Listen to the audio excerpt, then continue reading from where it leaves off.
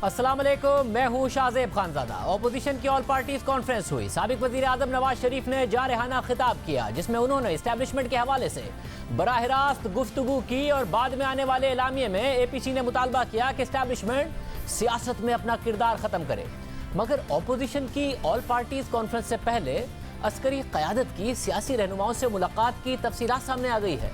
इस मुलाकात में अपोजिशन के तमाम अहम रहनुमा, खासतौर पर शहबाज शरीफ और बिलावल भुट्टो जरदारी शरीक थे और शेख रशीद भी मौजूद थे। दूसरी जानिब army chief general Qamar Javed Bajwa और DGISI lieutenant general Faiz Hamid थे। ये मुलाकात गिलगित बल्तिस्तान को सूबा बनाने पर सियासी इत्तफाक राय के लिए थी, मगर इसमें गिलगित बल्तिस्तान के इंतखाबात, नैब और मुल्क के दीगर सियासी मामला ज़ेरे बहस आए। आला अस्करी ज़राए का दावा है कि इस मुलाकात में आर्मी चीफ ने कहा था कि फौज का मुल्क में किसी भी सियासी अमल से बराह रास्त या बिलवास्ता ताल्लुक नहीं। अस्करी क़यादत ने फौज को सियासी मामलात से दूर रखने पर जोर दिया। आर्मी चीफ ने कहा कि ज़रूरत पड़ने पर फौज हमेशा सिविल इंतजामिया की मदद करती रहेगी। फौज नहीं चाहती कि इंतखाबात की जिम्मेदारी ले। इलेक्शन कराना इलेक्शन कमीशन, निगरां हुकूमत और इंतजामिया का काम है। माजी में जब इंतखाबात हुए तनाज़ात उठते रहे हैं, इसलिए फौज सिक्योरिटी की जिम्मेदारी अदा करेगी, वो भी उन इलाकों में जहां इंतजामिया जरूरी समझेगी कि लॉ एंड ऑर्डर की सूरत हाल पैदा हो सकती है। आर्मी चीफ की इस बात पर मुलाकात में मौजूद एक अपोजिशन रहनुमा ने कहा कि this is music to my years.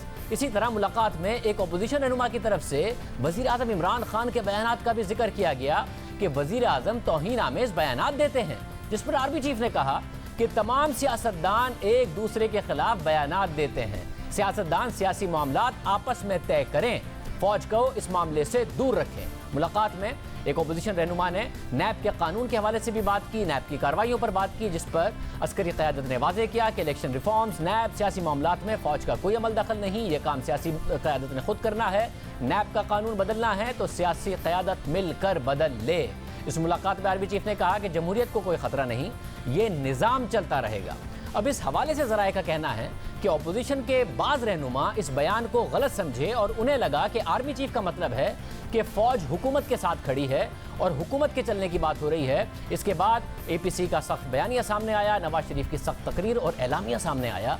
और ये तो थी APC से पहले होने वाली मुलाकात की तफसीलात। और इस मुलाकात के बाद अपोजिशन की ऑल पार्टीज कॉन्फ्रेंस हुई। अपोजिशन ने वज़ीर आज़म इमरान खान से इस्तीफ़े का मुतालबा कर दिया। अपोजिशन ने इस्तीफ़ा देने की सूरत में अपने लाएअमल का भी ऐलान किया, ना देने की सूरत में, और कहा कि अपोजिशन पहले मरहले में अक्टूबर के पहले हफ्ते में 4 सूबों में मुश्तरका जलसे करेगी, रैलियाँ निकालेगी। इसके बाद दूसरे मरहले में दिसंबर में बड़े अवामी एहतजाज करेगी, मुल्की एहतजाज किया जाएगा। फिर जनवरी में यानी 3 महीनों के बाद इस्लामाबाद की तरफ फैसला कुन लॉन्ग मार्च होगा। इसके अलावा अपोजिशन ने ऐलान किया है कि वो हुकूमत को तब्दीली के लिए पार्लियामेंट के अंदर और बाहर तमाम जमहूरी और आईनी ऑप्शन इस्तेमाल करेगी, जिनमें तहरीक अदम एतमाद और मुनासिब वक्त पर असम्बलियों से इस्तीफों का ऑप्शन शामिल है। इसके अलावा पूरी अपोजिशन ने एक मुश्तरका करारदाद मंजूर की। अपोजिशन की करारदाद के मुताबिक आइन और वफाकी पार्लिमानी निज़ाम पर यकीन रखने वाली कौमी सियासी जमातों का इत्तेहाद पाकिस्तान डेमोक्रेटिक मूवमेंट के नाम से तश्कील दिया गया है। इजलास ने करार दिया कि मौजूदा सिलेक्टेड हुकूमत को मसनूई इस्तेहकाम इस इस्टेब्लिशमेंट ने बख्शा है, जिसने इलेक्शन में धांधली के जरिए इसे अवाम पर मुसल्लत किया है। इजलास ने इस्टेब्लिशमेंट के सियासत में बढ़ते हुए अमल दखल पर गहरी तशवीश का इजहार किया और इसे मुल्क की सलामती और कौमी इदारों के लिए खतरा करार दिया। इजलास ने मुतालबा किया कि इस्टेब्लिशमेंट सियासत में हर किस्म की मुदाखलत फौरी तौर पर बंद करे। इसके अलावा अपोजिशन ने अपनी करारदाद में लिखा कि इजलास मुतालबा करता है कि मुल्क में शफाफ, आज़ादाना, गैर जानिबदाराना और शफाफ इंतखाबात का इनकाद यकीनी बनाया जाए, जिसमें मुसल्लह अफवाज और एजेंसीज का कोई अमल दखल ना हो। इस मकसद के हसूल के लिए फिलफौर इंतखाबी इस्लाहात की जाएँ। अपोजिशन की ऑल पार्टीज कॉन्फ्रेंस में हुकूमत का रद्दअमल भी सामने आया। वज़ीर आज़म इमरान खान ने हुकूमती और पार्टी तर्जुमानों के इजलास की भी सदारत की और इस इजलास में वज़ीर आज़म इमरान खान ने कहा कि APC के फैसले से किसी को परेशानी नहीं। APC में बैठे चेहरों और उनकी ज़ाती मकासद से कौम आगाह है। वज़ीर आज़म ने कहा कि जमहूरियत में बाकी तमाम इदारे हुकूमत के ताबे रहकर काम करते हैं। तमाम इदारे अपनी आईनी हदूद में रहकर काम कर रहे हैं। अपोजिशन की इदारों पर तनकीद गैर मंतकी और अपनी करप्शन से तवज्जो हटाने की कोशिश है। इजलास में हुकूमत ने अपोजिशन की करारदाद पर भरपूर जवाब देने का फैसला किया और इस इजलास के बाद वफाकी वज़रा असद उमर, शिबली फराज, फवाद चौधरी, शाह महमूद कुरैशी ने प्रेस कॉन्फ्रेंस की। अपोजिशन को जवाब दिया। कल से हुकूमत नवाज शरीफ के खिताब से पहले भी, उसके बाद भी मुसलसल प्रेस कॉन्फ्रेंस भी करती रही है, वैसे भी जवाब देती रही है। ये जो एक अहम मुलाकात थी APC से पहले, जो कि अस्करी क़यादत से हुई अपोजिशन रहनुमाओं की, जिसमें बिलावल भुट्टो जरदारी और शहबाज शरीफ भी मौजूद थे, साथ में शेख रशीद मौजूद थे। शेख रशीद साहब हमारे साथ भी मौजूद हैं। शेख साहब बहुत शुक्रिया शेख साहब, क्या हुआ इस मुलाकात में? जो हमने बातें बताई हैं, क्या वो दुरुस्त हैं? इसके अलावा बताइए, मंजरकशी कीजिए, क्या हुआ उसमें? सारी बातें तो आपने बता दी हैं, सिर्फ एक बात रह गई है कि फजलुर रहमान के बेटे को उन्होंने कहा कि जब असम्बली से वोट लेना हो प्रेसिडेंट का तो फिर आपके वालिद के लिए ये असम्बली हलाल होती है, और जब वो नाकाम हो जाएं तो फिर ये असम्बली हराम होती है। अगर वो सदर मुंतखब हो जाते तो फिर ये असम्बली ठीक थी, क्योंकि वो हार गए इसलिए असम्बली हराम है। उन्होंने कहा कि हमें आप किसी मसले में न लाएं, हमें किसी मसले में न लाएं, आप जाने और आपका काम जाने। नैब का चेयरमैन आपने लगाया है, इलेक्शन कमीशन आपने लगाया है, रिफॉर्म्स आपने करनी है, मामलात आपने तय करने हैं। हमें कोई सिविल हुकूमत बुलाएगी तो हम लब्बैक कहेंगे।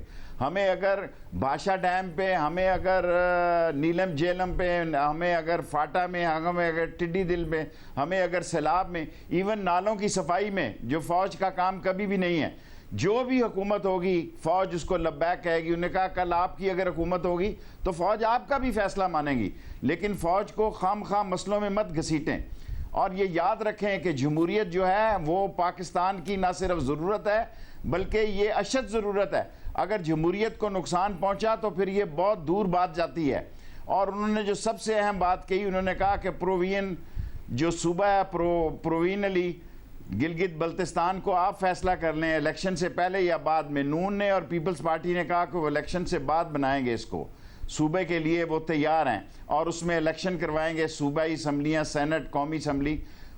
चीफ ने कहा कि हमें कोई इतराज़ नहीं, आप इलेक्शन से पहले करें, बात करें, लेकिन एक बात की गई कि ये शिया सुन्नी मसले पर आप सब लोगों की नज़र होनी चाहिए।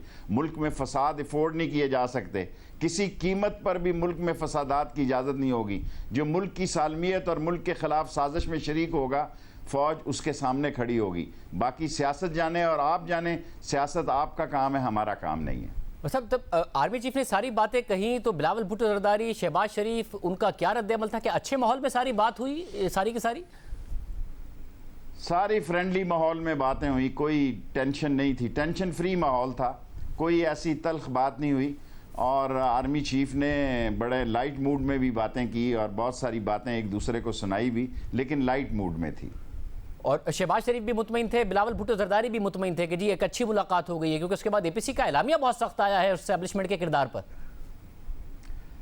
देखें मेरे भाई, ये नवाज शरीफ ने अपना सियासी गला खुद दबाया है, खुद अपने पासपोर्ट को, पाकिस्तानी पासपोर्ट को फाड़ा है, खुद अपनी सियासी कब्र को, अपनी सियासत को दफन किया। ये वही नवाज शरीफ है जो ज़िया-उल हक की गोद में पैदा हुआ, ये वही नवाज शरीफ है जो डॉर्चेस्टर होटल के नीचे जो है वो गाड़ियों की शिनाख्त कर रहा था कि उसके वालिद मोहतरम का अल्लाह उनको जनरल नसीब करे। फ़ोन आया, जनरल जिलानी आपको एक्साइज एंड टैक्सेशन का मिनिस्टर बनाना चाहता है। मैं उस वक्त असगर खान के पास था जब बाप बेटा आए, उन्होंने कहा जनाब हमें एक्साइज एंड टैक्सेशन की फ़ौज ने नौकरी दी है, वजारत दे रहे हैं, आप हमें इजाज़त दें। उन्होंने कहा बड़े शौक से।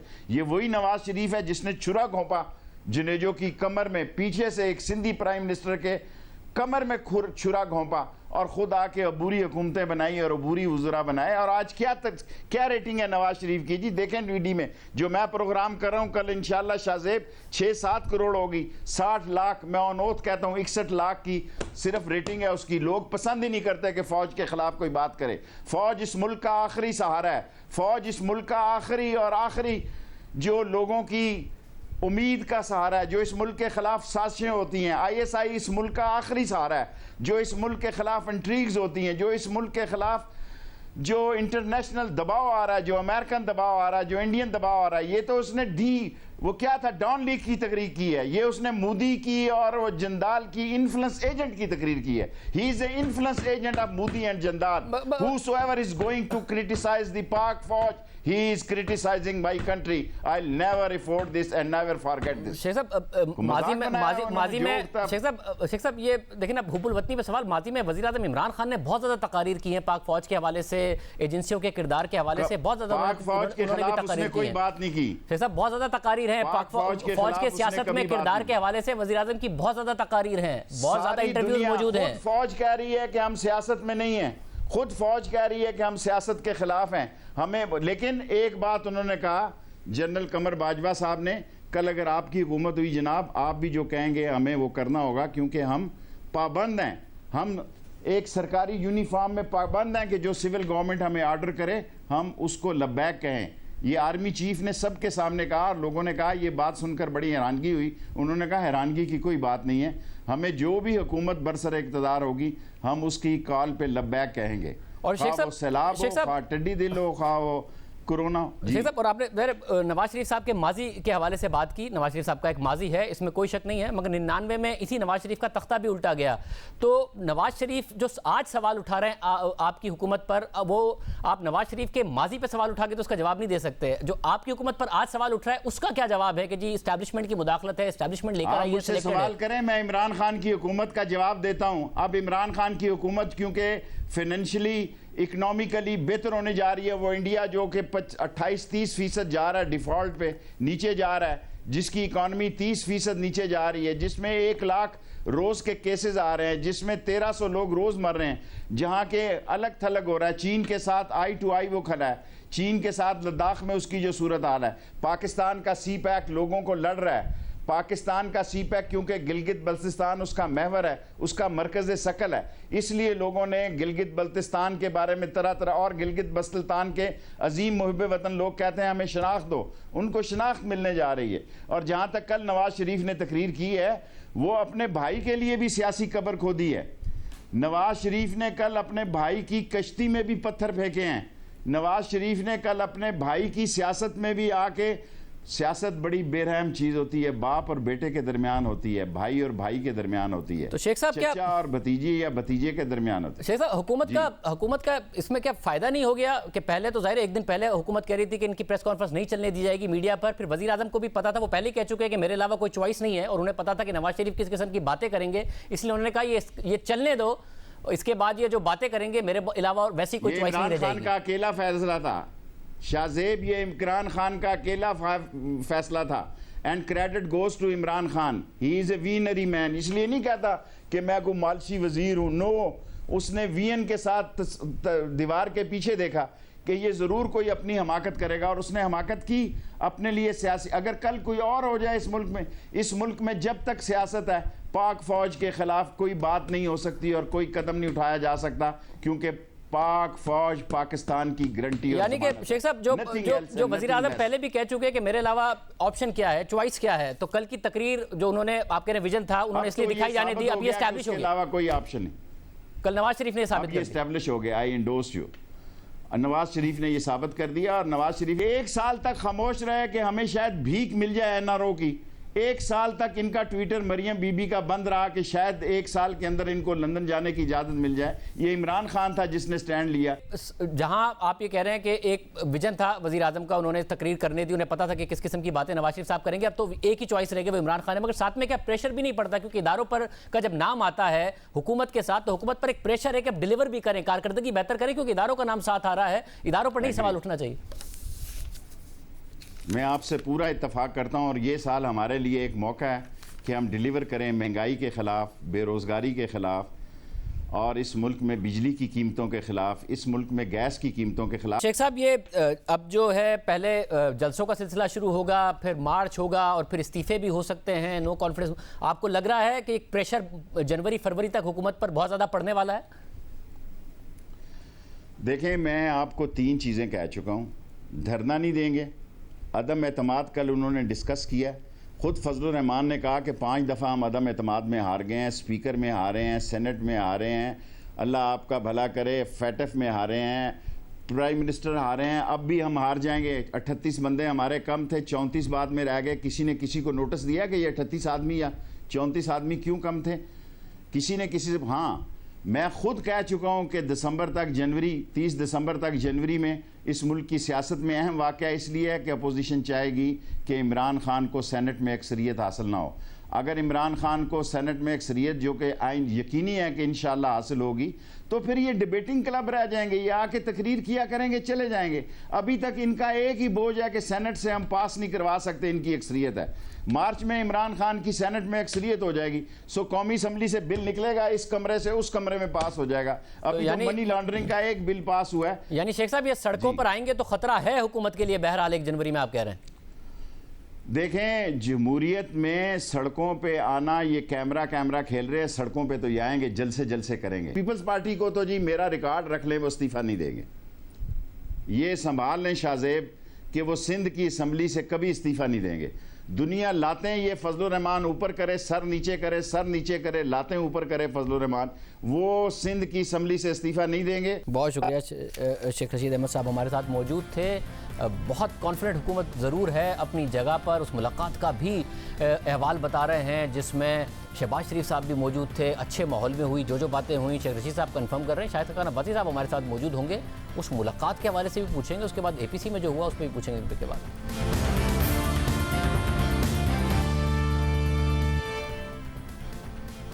ब्रेक से पहले शेख रशीद साहब की गुफ्तगू आपने सुनी। शेरी रहमान साहबा जो आर्मी चीफ में उसके साथ जो मुलाकात हुई और DGI के साथ, उसमें खुद भी मौजूद थी, वो हमारे साथ मौजूद है। शेख साहबा बहुत शुक्रिया। शेख साहबा ज़ाहिर सख्त एलामिया आया APC का, सख्त तकरीर नवाज शरीफ साहब की हुई। इस एलामिया में इस्टेब्लिशमेंट की जो मुदाखलत है उसके हवाले से बात की गई है कि वो ख़त्म हो, मगर आप लोग खुद मिले कुछ दिन पहले इस APC से, आर्मी चीफ से, नैब के हवाले से भी शिकायत की। जवाब आया कि जी आप लोग सियासी जमातें खुद तरामीम कर लें। इलेक्शन के हवाले से उन्होंने कहा कि जी फ़ौज तो नहीं चाहती किरदार अदा करे, सिक्योरिटी के लिए भी होगी वो। तो आप लोगों ने तो खुद ने जाके मुलाकात की आर्मी चीफ से और इन तमाम चीज़ों पर बात की है, नैब के हवाले से, दूसरे मामलात पर, और प्राइम मिनिस्टर की शिकायत भी की गई कि वो सख्त बयान देते हैं। अस्सलाम वालेकुम मेरे भाई, मैं आपको क्या बोलूं, हमने खुद जाके कोई मुलाकात नहीं की। हमें फोन आया कि पार्लियामेंट की लीडर से मिलना है और कोई हसास मामला है। मैंने पूछा किस हवाले से, तो बताया गया गिलगित बल्तिस्तान, ऑब्वियसली कश्मीर, गिलगित, ठीक। तो फिर मैं और हमारी पार्टी की नुमाइंदगी थी, सब उन्होंने कहा सबकी है, ये होता रहा है माजी में भी, कश्मीर के हवाले से, GB के हवाले से, कोई भी नेशनल सिक्योरिटी का हसास मामला हो, ये सारी दुनिया में होता है। तो हमें कहा गया था GB के बहुत ही सेंसिटिव मैटर है। हमने कहा बिल्कुल ठीक है।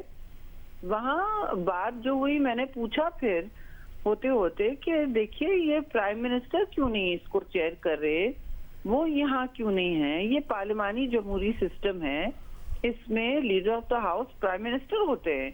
और कश्मीर के हवाले से भी बड़ी तिश्नगी रह गई, और मैंने तो उस दिन भी बोला था, मैं ही खड़े होके बोलती हूँ कि भाई कहाँ है प्राइम मिनिस्टर, 2 घंटे हो गए, सारी मुल्क की क़यादत तंजीमी मौजूद है, और आप कश्मीर का मामला हो गया 2019 में, वो नहीं आए, वो दूसरे कमरे में बैठे थे, कमेटी रूम में बैठे थे, पार्लियामान में ये मीटिंग हो रही थी, वो नहीं आए।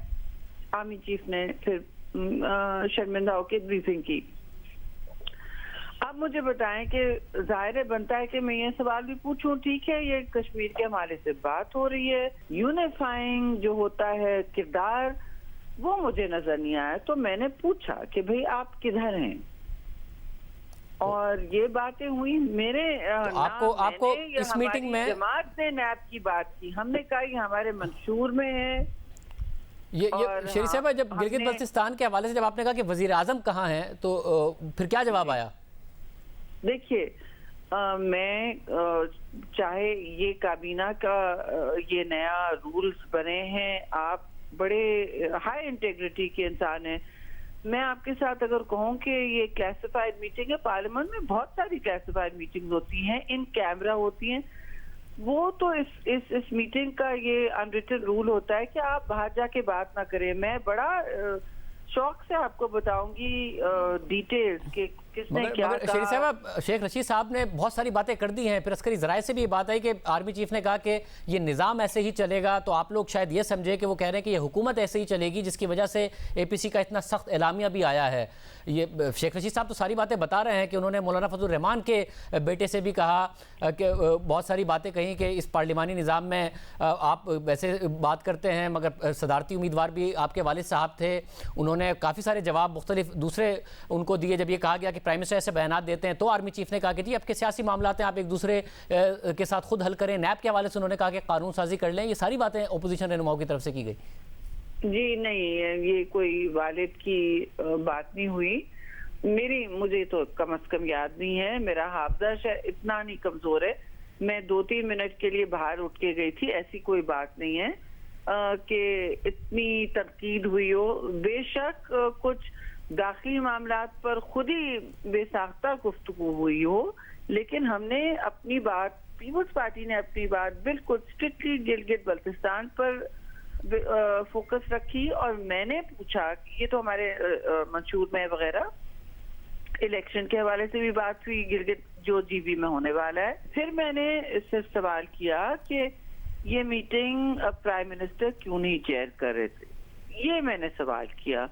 और क्योंकि कश्मीर के हवाले से भी 2019 में शाहजेब बड़े हसास मामला था, वो नहीं कर सके, तो ये सवाल तो बनता है। बाकी जो तंजीमें बात करना चाहे, नहीं बात करना चाहे, मेरा इससे सरोकार नहीं। मैं उनके लिए तर्जुमानी भी नहीं कर सकती, ना मैं उनके शेख रशीद साहब मोहतरम होंगे, कैबिनेट में होंगे, उस वक्त उन्होंने कुछ नहीं कहा।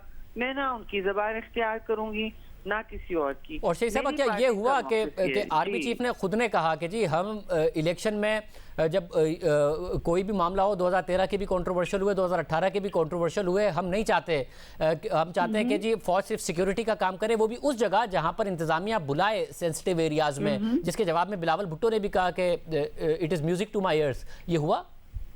He said it is music to my ears कि गिलगित बल्तिस्तान में फ्री एंड फेयर मुनसिफाना इलेक्शन हो। ये गिलगित बल्तिस्तान के स्टेटस की बात पर उन्होंने जवाब दिया। उन्होंने कहा कि जी हम चाहते हैं कि उसका प्रोविजनल, जो शेख रशीद ने प्रोविंशियल स्टेटस दिया, वो कतन हम नहीं बात कर रहे, वो बिल्कुल गलत है।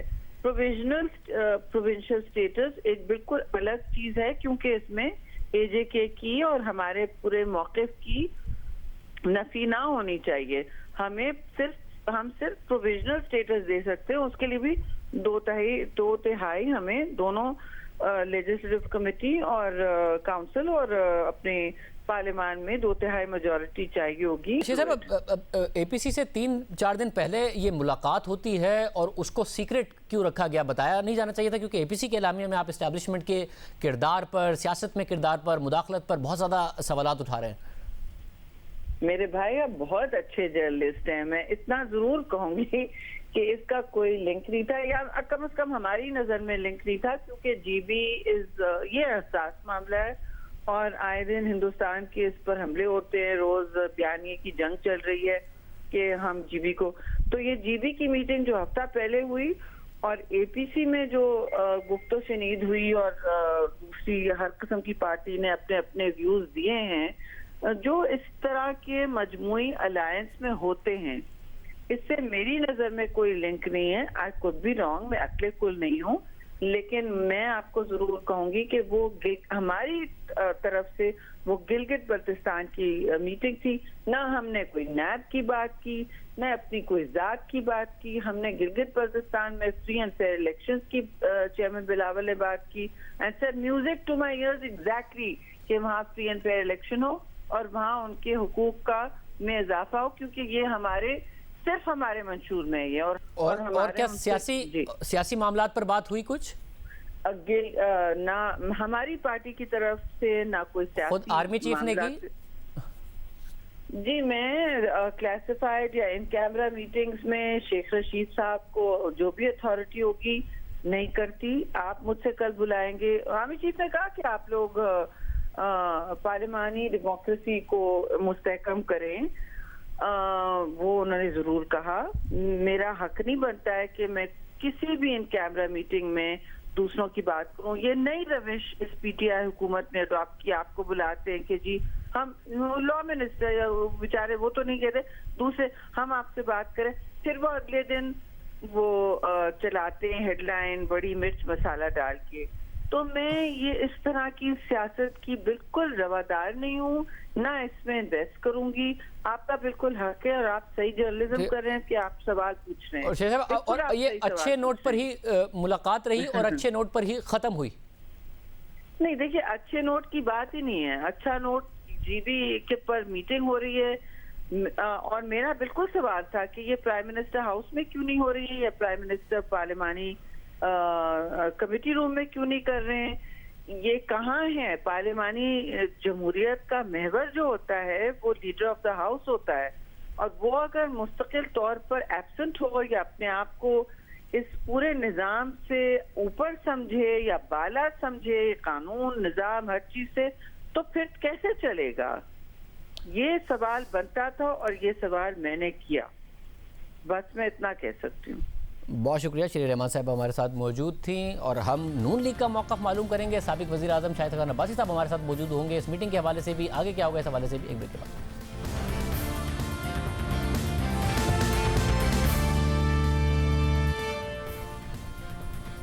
दोबारा खुश आमदीद नाजरीन। हमारे साथ साबिक वज़ीर आज़म नून लीग के सीनियर रहनुमा शाहिद खान अब्बासी साहब मौजूद हैं। अब्बासी साहब बहुत शुक्रिया मैं शो में ज्वाइन करने के लिए। अब्बासी साहब, ज़ाहिर है APC हेडलाइंस में है, APC का एलामिया, नवाज शरीफ साहब की एक जारहाना तकरीर, मगर साथ में अब APC से पहले एक मुलाकात हुई है अपोजिशन क़यादत की, बिलावल भुट्टो ज़रदारी, शहबाज शरीफ उसमें मौजूद थे, आर्मी चीफ से, इसके अलावा DG ISI भी थे।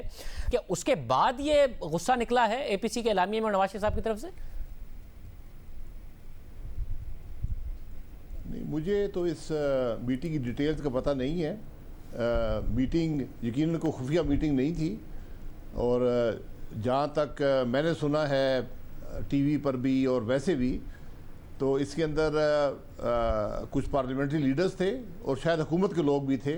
अब ये इल्म नहीं है कि लीडर ऑफ द हाउस भी मौजूद थे या नहीं थे, लेकिन ये बातें तो बिल्कुल आइन और कानून के मुताबिक हैं और हम भी यही कहते हैं। आपके APC के एलामिया में सारी की सारी बातें मौजूद हैं।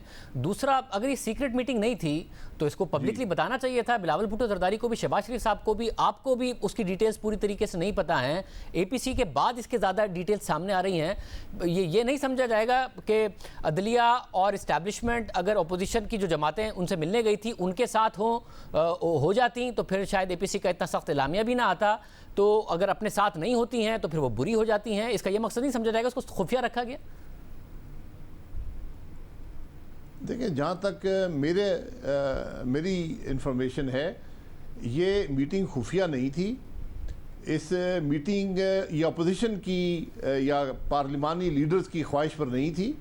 ये शायद गिलगित बल्तिस्तान के मामलात पर मीटिंग बुलाई गई थी और इसका APC से कोई ताल्लुक़ नहीं था। APC तो एक वसी सोच है जो अपोजिशन की है कि आज हमारे मुल्क की जो मुश्किलात हैं उनकी वजह क्या है, उनका हल क्या है और हमने मुल्क के मसाइल और अवाम की तकलीफ़ को दूर करने के लिए हमने क्या रोल अदा करना है, ये सारी बात है। सब मगर एक हिस्ट्री है। देखें, जब charter of democracy Nawaz Sharif साहब ने और मोहतरमा बेनज़ीर भुट्टो साहिबा ने साइन किया, उसके एक साल बाद मोहतरमा बेनज़ीर भुट्टो साहिबा डील कर रही थी उसी परवेज़ मुशर्रफ के साथ और नवाज शरीफ साहब ने कहा कि चार्टर ऑफ डेमोक्रेसी तो इस NRO के साथ दफन हो गया है। फिर मेमो केस में जो साबिक वज़ीर आज़म नवाज शरीफ हैं उनका किरदार सामने आया।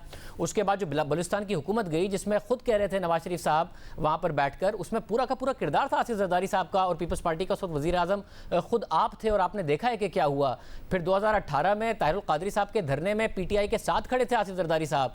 तो ये सारे के सारे मामलात तो नज़र आया है हमें कि आप मिलते हैं और उसके बाद कोई एक पार्टी कोशिश करती है कि डील हो जाए एस्टैब्लिशमेंट के साथ। जी शाहजेब भाई, देखें बात यही है, हमने इसीलिए जो इलामिया है उसमें एक ट्रूथ कमीशन का भी जिक्र कर दिया है कि ये तमाम चीज़ें तारीख़ की नज़र कर दें, इनके हक़ाइक़ डॉक्यूमेंट कर दें इनसे, ताकि पाकिस्तान के अवाम भी जाने कि हमारे मुल्क में क्या होता रहा है, उसकी हकीकत क्या है, जो भी इश्यूज़ हुए उनकी हकीकत क्या है, चाहे वो बलूचिस्तान का इलेक्शन हो या सेनेट का इलेक्शन हो। ये सब चीज़ें अब तारीख़ के सुपुर्द हैं। हम तो आज की हकीकत में रहते हैं।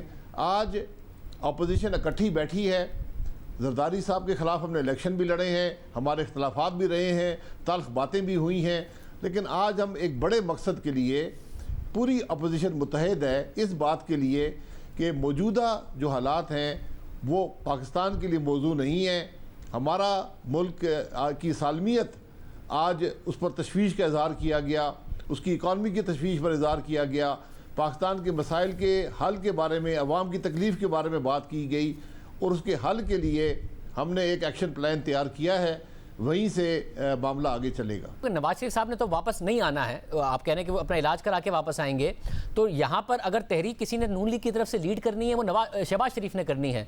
शहबाज शरीफ साहब की तो कल तकरीर भी हुकूमत के खिलाफ थी, नवाज शरीफ साहब की तकरीर थी जो कि एक पाकिस्तान के जो स्ट्रक्चर इशूज़ हैं जो आप कहते हैं उस हवाले से एड्रेस कर रहे थे। तो शहबाज शरीफ बयानी पर यकीन नहीं रखते तो तहरीक कैसे आगे बढ़ाएंगे?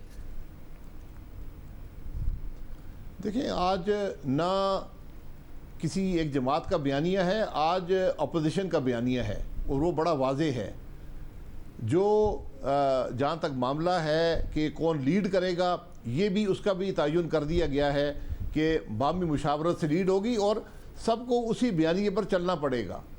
आज बात जो नवाज शरीफ साहब ने की, उन्होंने इस्टेब्लिशमेंट के ख़िलाफ़ बात इस तरह नहीं की कि हम इस्टेब्लिशमेंट से जान छुड़ाना चाहते हैं। उन्होंने बताया कि जो सोच है, जो सोच रही है, अपने तजर्बात बयान किए, अपना जो हुकूमत जैसे चली है उसको बयान किया, जो आज मुश्किलात हैं वो कैसे पैदा हुई उसको बयान किया, जो इंटरफियरेंस हुकूमत में रही है उसको बयान किया, और मुस्तकबिल का बताया कि अगर हम यही काम करते रहे, आज ये सब मॉडल फेल हो गए। आज ज़रूरत है कि हम आइन को फोकियत दें, हम पाकिस्तान के अवाम की राय का एहतराम करें, ये इब्तदा होगी पाकिस्तान की तरक्की की। ये सारी बात है। जहाँ तक अपोजिशन का ताल्लुक है, उसका एक ही बयानिया होगा और बड़ा वाज़ेह है कि हमने हसूल इक़्तिदार की जंग नहीं लड़नी, हमने पाकिस्तान के अवाम की तकलीफ़ दूर करने और पाकिस्तान के मसाइल को हल करने की जंग लड़नी है। अब भाई साहब, सोच की अक्कासी अफराद ही करते हैं ना, और हम कोई 10 या 15 साल के दौरानिए की नहीं बात कर रहे हैं। पिछले 2 से 3 साल की नवाज शरीफ साहब ने बात की है। उस 2-3 सालों में ख़ास तौर से जो जिस सोच की बात वो कर रहे हैं वही अफराद मौजूद हैं, तो फिर वो अफराद ही की बात कर रहे हैं जो उस सोच की अक्कासी करते हैं। सर, अफराद आज अक्कासी करते हैं ना, ये सोच तो 47 से रही है। हमने बहुत से मॉडल अपनाए, बहुत से एक्सपेरिमेंट किए, वो सब फेल हो गए।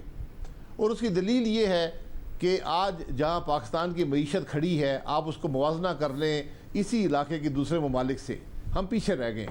इस हकीकत को हमें तस्लीम करना होगा, उसकी वजूहात ढूंढनी होंगी। नवाज शरीफ साहब ने अपने तजर्बे से उन वजूहात की निशानदेही कर दी है।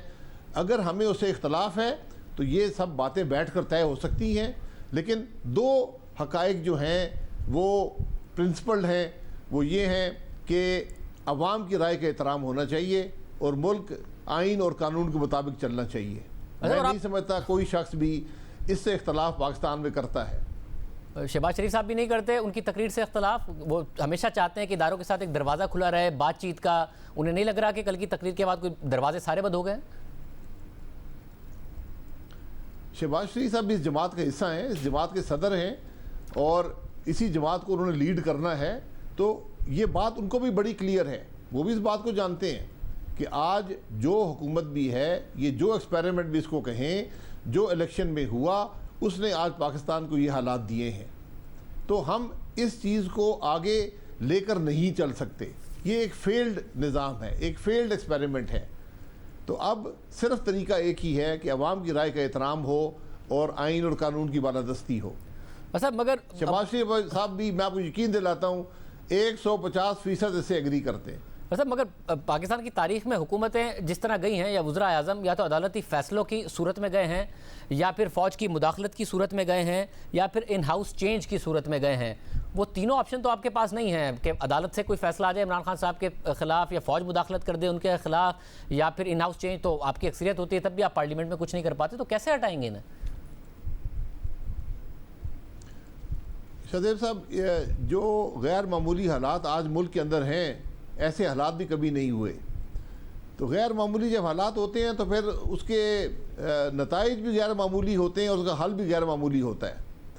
तो इंशाल्लाह आप देखेंगे कि हम ये समझते हैं कि हम बिल्कुल ऐसी बात कर रहे हैं जो असूलों पर है, जो आइनी जमहूरियत के बारे में है और पाकिस्तान के मसाइल के हल के लिए है।